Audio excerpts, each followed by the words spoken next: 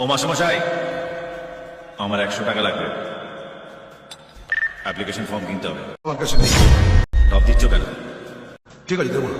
নিজের পয়সাটা জানিয়ে কেনার ক্ষমতা নেই, তার আবার বড় বড় কথা। ছেলেরা বড় হলে বুড়ো বাবা মাকে সেবা করে। আরে তোমার বয়সী ছেলেরা পড়াশোনা শেষ করে চাকরিতে ঢুকে বউ বাচ্চা নিয়ে ঘর সংসার করছে, আর তুমি এখনো বাবার কাঁধে বসে অন্ন ধ্বংস করছো। অপরাধ।